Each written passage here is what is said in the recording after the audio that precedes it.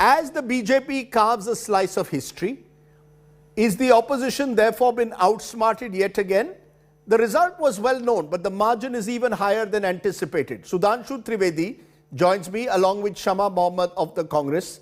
Appreciate both of you joining me. To you, Sudhanshu Trivedi first. Do you see this purely as a symbolic moment that someone from the tribal Adivasi community becomes India's first president? Is that how the BJP sees it, and therefore part of a social transformation that a group which 11 crore tribals in India you believe are represented today by Draupadi Murmu being in Rashtrapati Bhavan? Does this suggest a form of social engineering by the BJP? Rajdeep ji, it is just not a symbolic, rather than it is a historic, epoch-making event. Because it is happening in the 75th year of independence. And if you remember, whether it was Purna Swaraj declaration by Lokmanya Tilak, or Hind Swaraj by Mahatma Gandhi, or Antyodaya by Deen Dayal ji.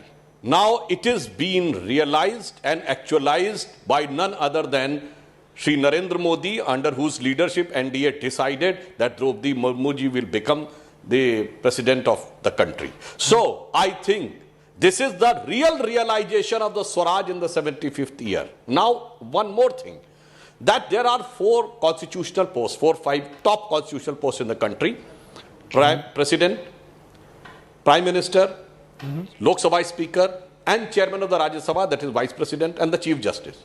Now, among all the major sections of society, forward, backward, scheduled castes, scheduled tribes and minorities, now after the 75th year, no section of the society can say that I have not got the opportunity to be in any of these 4-5 top posts. So I think the true realization of the feeling of independence has come, but unfortunately this was a historical moment for Congress, that they could have come, those who become the self-proclaimed whole soul tribe copyright holder of the independence movement, they should have come forward and said, yes, we are ready to support it. The same manner they got the opportunity 20 years back when Dr. Kalam was made the party president, the presidential candidate. He was a totally non-political person, worked with so many governments. They missed the opportunity at the time, so did they do at this time. And interestingly, one more thing I would like to add, Rajdeep.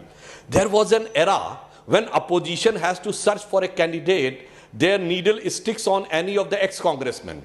Like in the case of Prime Minister Sri Morarji Desai or the Vishwanath Pratap Singh, or in the case of President Sri Neelam Sanjeev Reddy. Now see the paradigm shift in the Indian politics. They all searched and finally they fixed up on an ex-BJP man, that is Yashwant Sinha ji. But unfortunately, one more thing.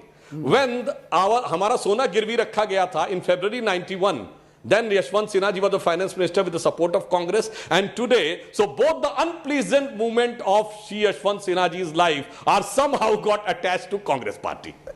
Interesting. Sudhanshu Trivedi, you have a knack of reminding people of a bit of history, which is always important and in a way